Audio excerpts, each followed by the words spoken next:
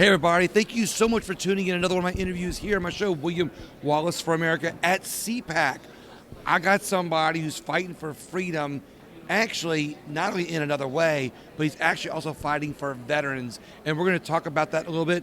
Sean George, thank you so much for coming on with me today. I really appreciate it. Nice to meet you, William. Well, you've got a unique company. What's the name of it? Beard Vet Coffee.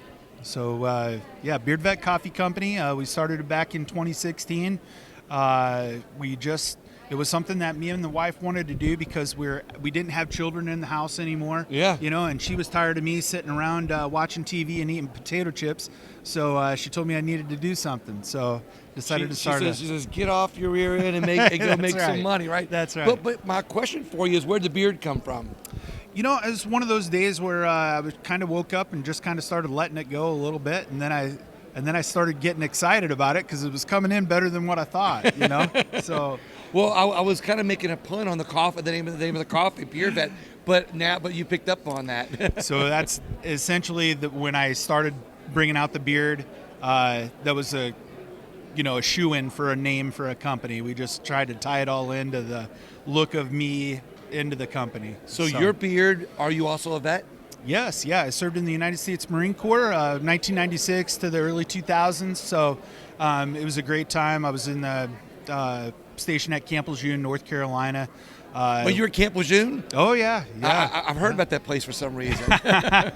Don't drink the water. Don't drink the water. Yeah, there you go. It was a great time. It makes beards grow really fast, I heard.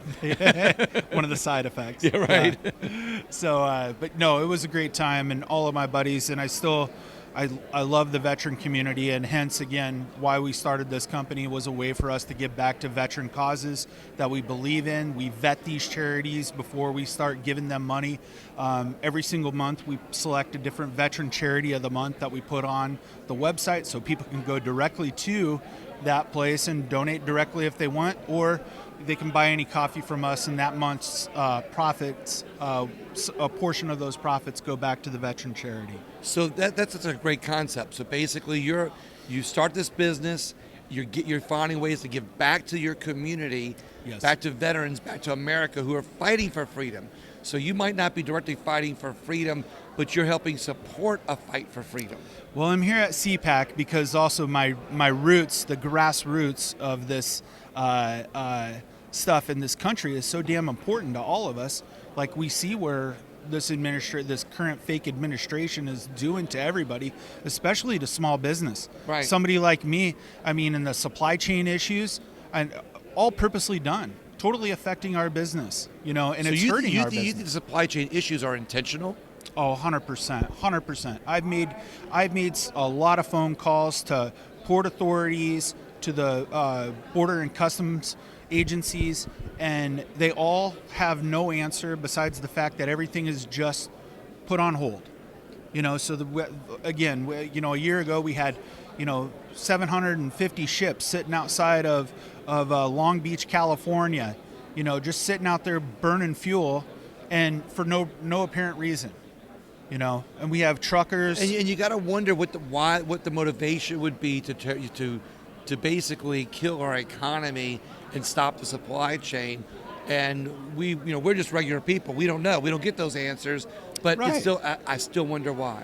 Yeah, because they treat us like plebs, William. They treat us like plebs, and I think that's why a lot of us are here. The people that are here, we want a seat at the table. We, the people, want a seat at the table, and we want answers, and we want problems fixed.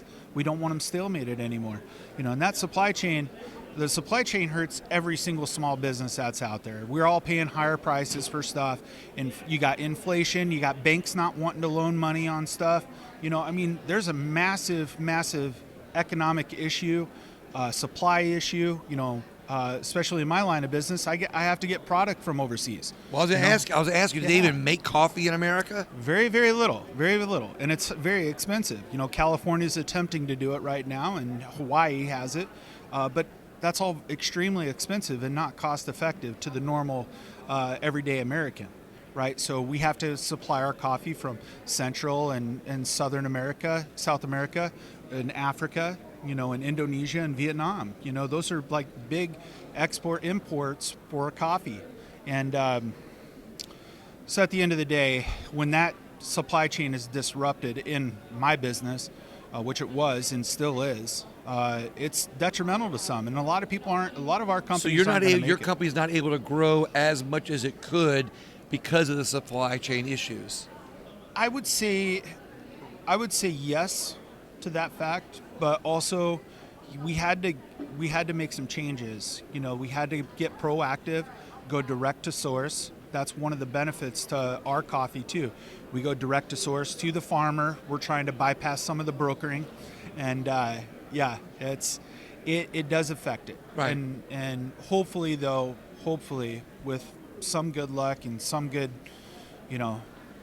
gracious of God that Right, exactly, puts a true leader Right. in power for us to change these. So you all buy the coffee beans. Yeah. From you buy them from wherever you buy your Everywhere. supply, everywhere. Everywhere. You all have a processing plant here in America. Yep. Where you process everything yourself. Yep. Currently, right now, we're in Omaha, Nebraska.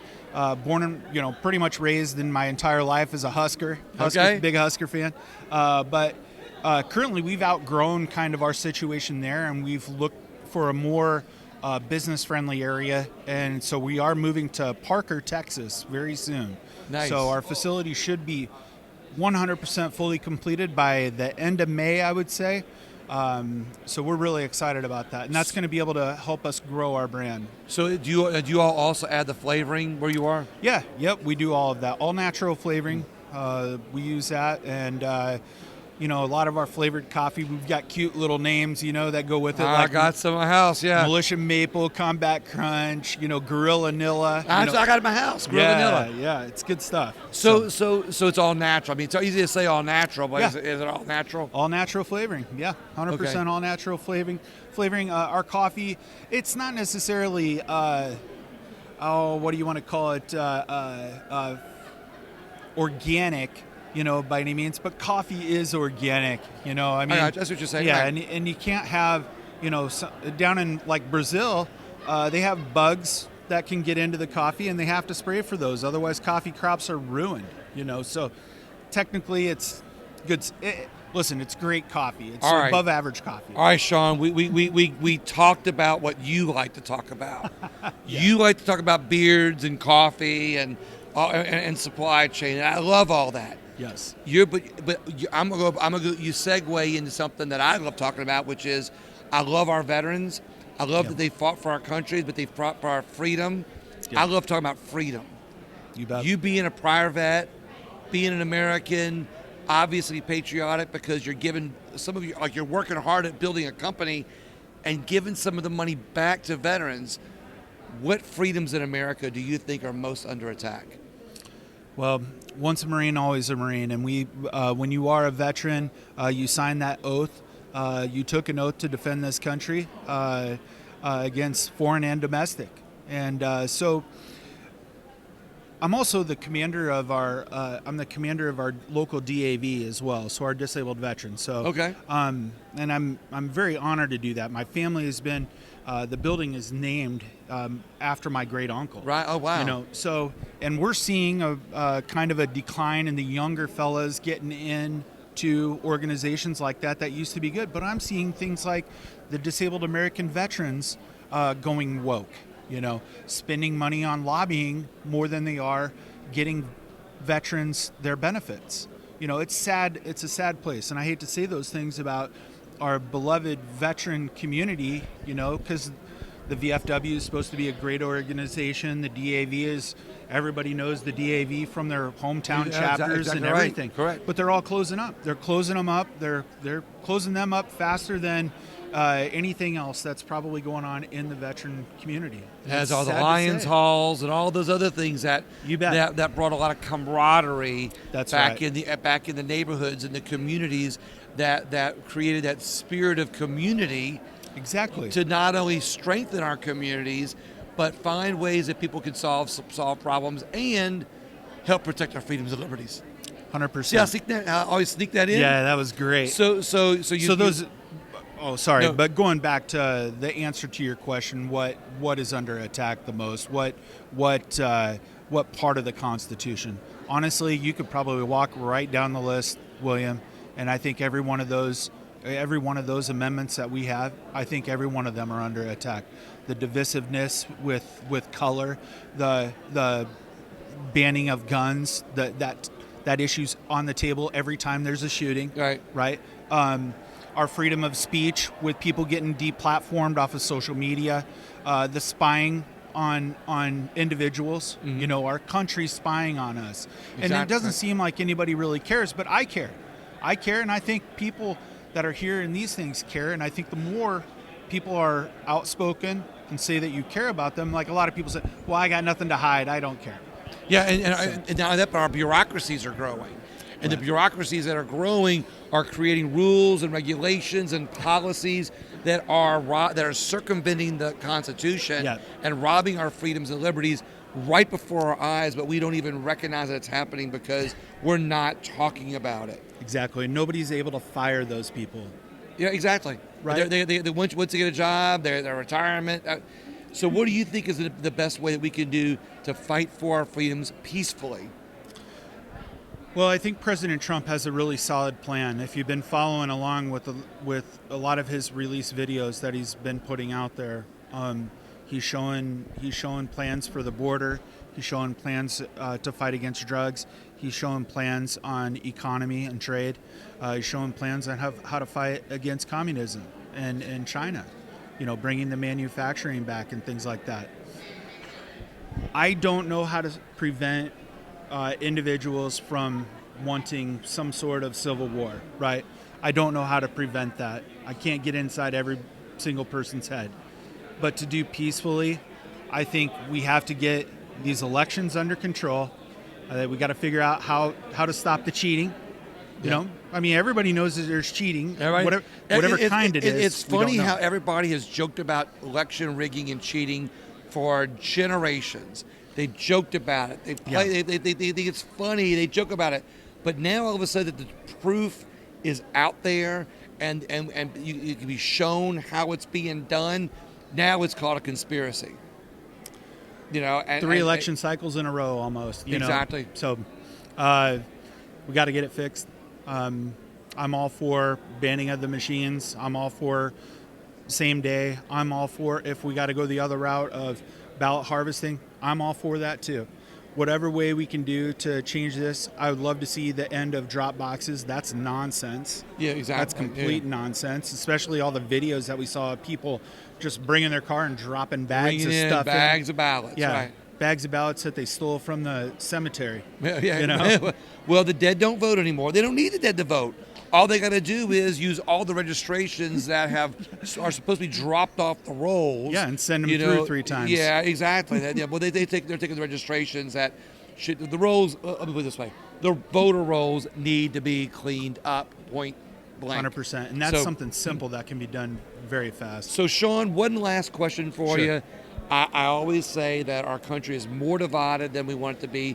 I believe that we're more united than what they make us realize. I'm going to ask you, how can we unite more to save our country? But you cannot answer coffee. I'm taking that away from you. From the bearded vet or the beard vet coffee, right? You bet. Well, a lot of our history of our country, a lot of those problems were solved in coffee houses.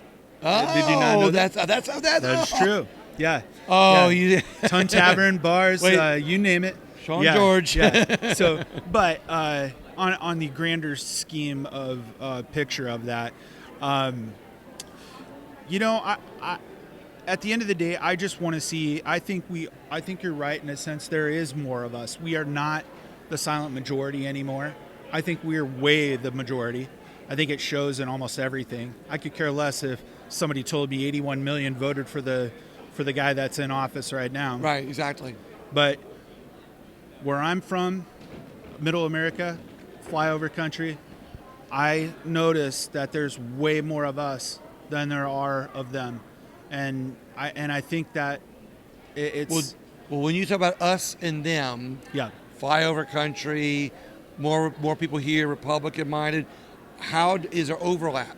How can more Democrats and Republicans find ways to unite to be able to get the right person in office to fix these problems? Anything? Great question. I wish I knew the answer exactly. to it. Well, no. And actually, that in itself is an answer. Yeah. Because when like I said, there's people who've given answers on both sides of the fence, and I don't think there's any right answer. But the fact that you thought about it, Yeah. and the fact that it's making your the thinking process happen, tells me that wow, there could be ways that we can all unite on values that we all have in common, because we have more in common than we like to be realized. We're all Americans, There you go. right? That's the best answer yet. Sean, thank you so much. Well, no, thank you very much for going on. One last thing, tell people how they can find your coffee. Yeah, you can go to beardvet.com. We're on social media. We're beard_vet on Twitter, beardvet on Getter, beardvet on True Social, Team Beardvet on Facebook and Instagram, and I think we have a TikTok page too. I'm gonna have you email me all those social handles. All right, everybody. We're always looking for ways to fight for freedom, save our country, fix America. Here's another one. You can buy some coffee from Beard Vet. No, this is not a commercial. I just like the fact that this guy started a company, is passionately giving back to our veterans in America that have put their names on a blank check for our freedoms and liberties, and that's an indirect way to fight for freedom in America. Have a great day, guys. Thank you, sir.